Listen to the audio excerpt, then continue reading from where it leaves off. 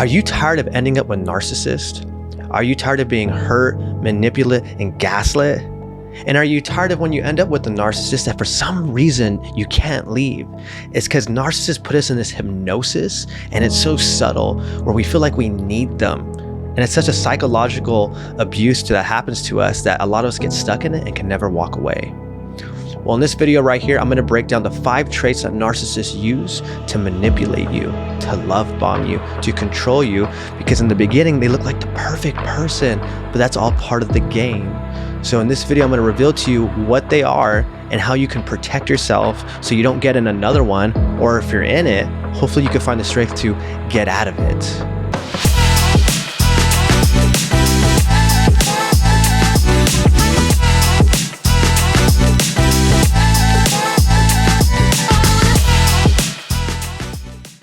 What's going on, guys? My name is Fausto. I'm a clinical counselor, motivational speaker, and spiritual advisor. But most importantly, I'm somebody who's battled with addiction, trauma, mental health, codependency, and I've been with a lot of narcissists, and that's what we're going to talk about in this video.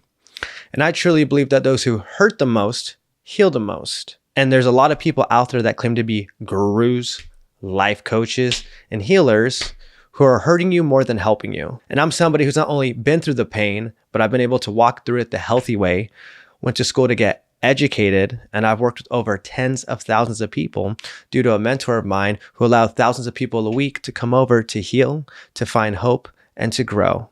Now, what is a narcissist exactly? See, something I want to break down before we go into this is that there's narcissistic traits and there's narcissistic personality disorder. So we got to be very careful about throwing out that word. I feel like it's becoming a buzzword and everyone we call is a narcissist now. And a lot of times people aren't narcissist. They're just selfish and self-centered. So there's a big difference. So the biggest difference is this. A true narcissist, which is narcissistic personality disorder, is somebody who will never have empathy and somebody who will never be confident. And so they cover it up. And that's why they're never wrong. They never apologize. I mean, if they don't have empathy and they can't feel, that's pretty scary. And it's very scary to be with a person like this. And that's why I always tell people therapy, tools, coping mechanisms, communication will not work with a real narcissist. So if you're with one, you just got to get out. That is literally the only way. There's no tool that will work. And I see it with so many of my clients that I work with. And a lot of people either stay in it and it's too late to them because they have kids and they feel stuck, or now they have this crazy ex that's stalking them, or they feel like they can change their partner. So they keep on trying to fix it and they just end up getting hurt over and over again. And it could be a scary thing. You got to be very careful with just throwing that word out there. That's why in this video, I'm going to kind of teach you what to look out for and how to go about it. So right now what I'm going to do is just kind of share a quick little story about me. So my dad was a narcissist. And because of that, that's what I was familiar with for love, right? So narcissistic love as a kid was given to me. So as a kid, I was familiar with that type of love, that type of attention, that type of treatment. So what ends up happening because of that is I end up dating people that show love the way that my dad does, right? And as a kid, I'm unaware of this. When I was dating, I was unaware of this. But when I look back on my life, I can see the patterns now. And that's why I usually go after people that are emotionally unavailable, charismatic. They do like the whole love bombing thing. It's too good to be true. I mean, it's just always great in the beginning and then it ends up really bad to the point where I went to therapy for a year to work on something because my ex-partner told me I had this issue. And then a year into therapy, my therapist is like, dude, you don't have this problem. Your partner is manipulating you. So trust me, I get it. And so that's why a lot of us will end up with narcissists is someone in your family was a narcissist, or sometimes when you grow up too sheltered, then you're really unaware that people can actually be, evil out there. I see that happen a lot too with people. And so I just want you guys to know, like, I have my own personal experience with it. I've been able to navigate it. And now my partner now is not a narcissist. I'm very aware of narcissists that when they're around me, when I observe them, so I can protect myself. So, all right, guys, this is what you came here for. I'm going to list out these 5 traits. So pay close attention because these are things to look out for when you're going to start dating again, making friends, or just choosing people to be around. Or if you're in it and you're like, man, like they did these things to me in the beginning and now it's like this, then hopefully you could find the strength to get out of it. Number 1, intense charm and charisma. They know exactly what to say to make you feel special. They're funny, charismatic, and magnetic. It almost feels like you met the one. They create a deep, intense connection where it feels like fate. Now, this is something you have to be careful, right? Because I mean, a lot of us can confuse this as, let's say, spiritual words. Oh, God must be in it. Or, oh my gosh, you're my twin flame. Oh my gosh, you're my spiritual partner. And these are things we got to be careful of. Because a lot of the times what you're feeling isn't that. What you're feeling is actually you being manipulated. So you have to be very careful. Again, this is not always the case, but this is what they do in the beginning. So you got to be very careful with that. That's why a lot of people always say, when I first met them, I knew. And that can be a scary thing, which is funny because, you know, we talk about these butterflies in our stomach thing when you meet someone, right? And it's like a good thing. But in Buddhism, it actually means to run away, which is fascinating to me because I would have never thought that. And this is where the red flag comes in, right? So they're going to start being very charismatic, very charming. They're going to say everything you want to hear. It's going to feel perfect like a movie. And then over time, what ends up happening is this is the red flag that happens. I'm sure some of you can relate to this if you've been there, right? So in the beginning, it's great. But what ends up happening when the relationship, you know, has some time in it is that the charm is used to manipulate. What's once felt exciting starts to feel very calculated.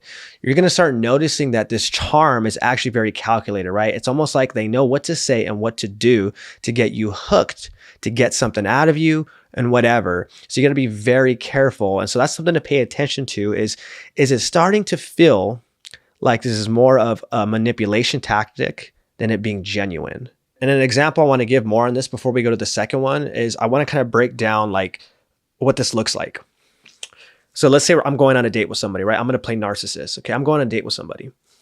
I'm going to ask questions to get to know that person because listening will show them that I care. If I ask a lot of questions and make it about them, they're going to be like, wow, this person's really interested in me. And then I'm going to find out what excites you. And I'm going to talk more about that and just be like, man, that's really amazing. I love your outfit. That's incredible. You're just such a good person. It's like, I feel like I'm so blessed to meet you.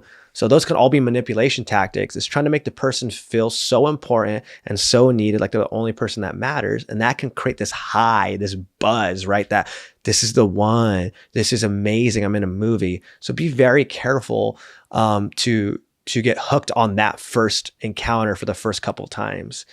There's one of my old therapist buddies wrote a book and he talks about like it takes 7 dates to really see who somebody is, right? And I'm sure there's other ways to look at it, but that was kind of fascinating, right? Because sometimes we base it off the first date and that is scary because anybody can lie to you and play a character at the first time you meet. So now let's get to the second one. Over the top generosity. They shower you with attention, gifts, and affection early on. They make grand gestures like, I've never felt this for someone ever. I've never felt this connection with anyone ever before. I feel like I'm like meant to be with you. This feels so incredible. I've never met someone like you. And they offer help with everything, making you feel like you're deeply cared for. They're kind of like the best listener. They're flexible. They show up for you. They answer your calls. They're there for everything, right? Like this radical care again, right? That's going to make you feel very needed and very loved, right? Especially if you've never felt that before. And that's why I say when they're getting to know you, they're trying to figure out too, like, have you ever been in toxic relationships or bad ones? Because I want to look like the knight in shining armor, right? So these tactics and questions are not to get to know you, but almost to interrogate you. So they can figure out what is your pain so I can give you that pleasure. Now, this is where the red flag comes in for this one. Later, their generosity is going to start coming with expectations. They're going to start keeping score because they're going to use that to control you, to make you feel guilty, to make you feel shameful for, right? And that right there, again, is manipulation. For example, I don't know why you're being like this with me. Like, look what I've done for you. I did X, Y, and Z for you, and then you're coming like that with me? I feel like you don't care about me, you don't love me. Like, how dare you say that? It's probably on you. Or I didn't do that. That was your perception of what I did. So be very careful, because we're going to get into some more stuff. So this is how this kind of shows. So be very careful with it. It's kind of like in prison. I don't know if you've been to prison, but it doesn't matter. In prison, if somebody leaves you a gift on your pillow and you take it, that's not them being kind. Because if you take that gift, guess what? You owe me something. And sometimes, and it's not the nice thing you're going to owe them. It's something very, very bad that you're going to have to do. And that, again, is that tactic that narcissists use. To be very careful with that over generosity and love in the beginning. 3, deep emotional vulnerability. They share their personal struggles with you right from the start so they can feel close to you and you can feel close to them. They tell sad stories how past partners hurt them. Right? They want you to feel sorry for them. Like they're the good guy and they've always been hurt. So you can be like, you poor, poor man or poor, poor girl. I would never do that to you, right? That's the psychological game. Then they play the victim, which is going to make you feel needed and special. Like you're our savior. So be careful with that because you'll see that a lot, right? Because remember, narcissists seek out empathetic people. Empathetic people usually want to help, want to serve, want to fix, want to help somebody grow. Right? So they're tapping into that aspect of you so you can start doing that for them. And this is where the red flag comes in. So a healthy way is vulnerability creates relatability, which leads to connectability, right? And that's that connection, right? That deep connection comes from vulnerability. So that's how you feel closeness with somebody. Vulnerability, when they practice it, is manipulation. I'm trying to get you emotionally hooked to me. I'm not getting emotionally hooked to you because remember, real narcissists don't have emotions. So they're not getting connected with you. They're just doing it so you can get connected with them. Because what happens when you're connected with someone emotionally? Emotions can make you act out of character. That's why logically we know I need to leave, but emotionally I can't. So you see what they're doing? They're hooking you. And very empathetic people, you know us, we can be too quick to forgive sometimes and let things slide and we're in it for the long run. So we got to be very careful with this tactic that they use. The 4th one, and I'm sure you've heard this term, right? Love bombing. So what is love bombing? It's intense attention and intense affection. So love bombing, here's a perfect example.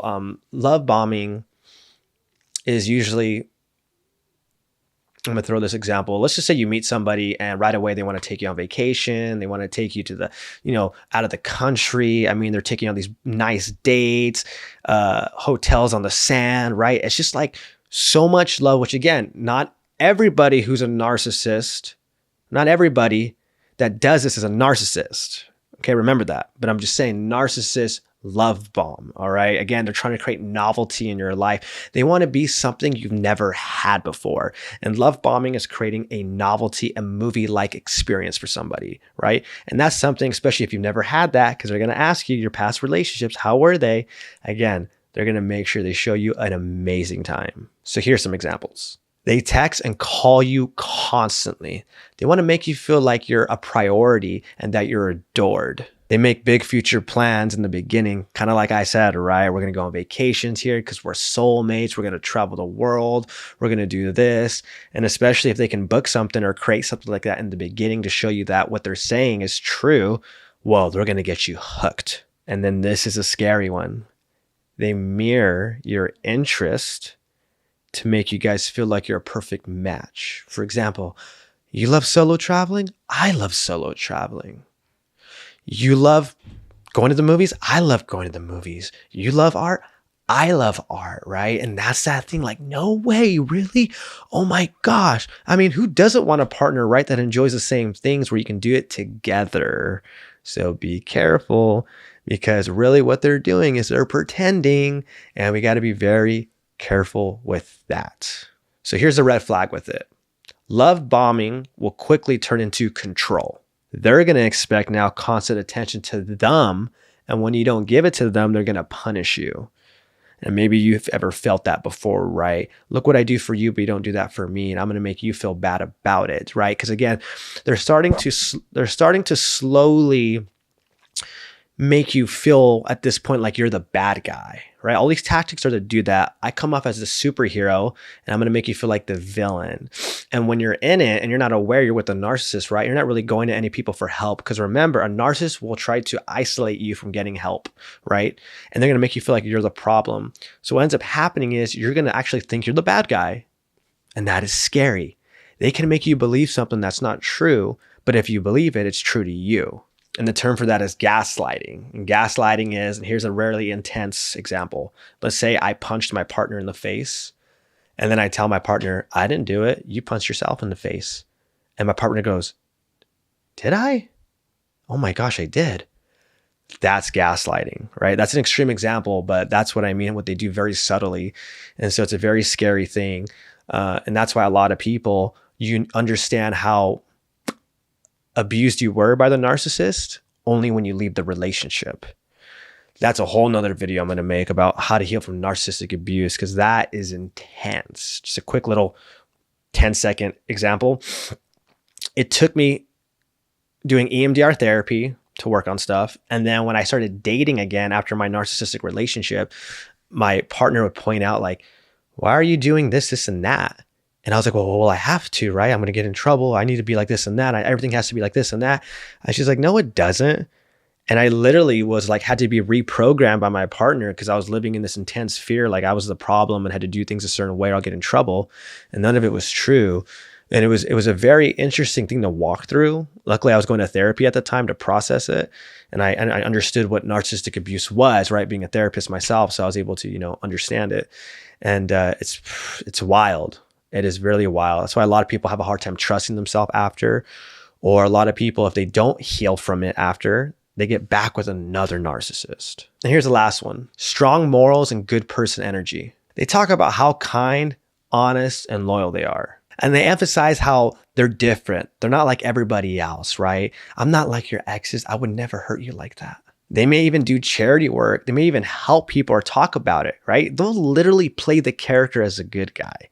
I'm telling you, it is crazy the type of dedication they'll put in to prove to you they're the good guy in the beginning. That's why a lot of people are like, but he did charity work, but he goes to church, he donates money. Yeah, he's creating the character because that's going to mess with your head to make him look like the good guy. And remember this, when it comes to narcissist, usually the only person that knows they're a narcissist for the most part, or let me take that back. The person that the narcissist is going to manipulate is going to be their love partner for the most part. And they want everybody outside to look at them like the good guy. And that's what makes it even more confusing because everyone's like, they're such a great person, a great this, a great that. That's when it's scary because then you really start to feel crazy. Now, sometimes when people are aware, they can go like, nah, your partner's a narcissist. Like we know that, right? But there's times where they're so good and people just don't see it, which is crazy, right? Lack of awareness is scary. So I always say educate yourself on it because you can't see something until you educate yourself on it. And this is where the red flag comes in. You start to realize that all these good things that they do outside of the relationship in the beginning for whatever, right? It's all a facade because they care so much about how people see them, right? So they're controlling the way people view them. And that's why they isolate you. That's why they try to keep you away from things. I've seen people where the husbands are narcissists and, they tell the wife, I want you to be a stay-at-home mom. So they have kids. And so the wife never works for like, let's say 20 years. And then all of a sudden the husband, leaves them and they realize like, he didn't put my name on the house. He didn't put my name on this. So I have nothing. He didn't let me work. So I have no money. He took everything. And he made the lawyer, on his side and the judge took his side because he looked like the good guy. Like I did nothing. And he turned my kids against me. Scary stuff, man. Scary stuff. Remember, none of these tools are going to work with the narcissist to heal it when you're in it, right? Boundaries, couples therapy, communication. That's not going to work. You just have to leave, run, and get out of it because there's nothing that you can do to fix them. Now, for this final piece I want to give you right before we close out this video is, let's just say you're not with one right now, right? But you've been with one. How do you protect yourself? Because a lot of these things that they do, you're going to get that also too in the healthy way from the right person. So sometimes what happens when you've been hurt, you're completely guarded, right? You're like, if anyone does that tactic, F them, I'm walking away. Now that's where you got to be careful. And that's usually what happens when we've been hurt. We go the opposite route, right? I was so loving and caring. Now I'm guarded. which is good. That's where it starts. And then you find balance. So the trick to protecting yourself from ever getting with the narcissist is this, right? Here's the secret sauce that saved my life and many of my clients' life. You have to learn to take it slow, really, really slow. I mean, really, really slow, because a person will show their true character in time. I always tell people, you don't need to commit to someone in a specific time. If it takes you a year to say I'm committed, give it a year. Why not? When you've been hurt, you should protect yourself at all costs. And if someone can't respect that, that might be the red flag, right? They're showing you their true colors. And the next thing too, I want to be honest with is don't have sex anytime soon with this person. Why? Sex clouds judgment. Sometimes the sex is great, and then that can make you feel like this relationship is great. But that's just one aspect of the relationship.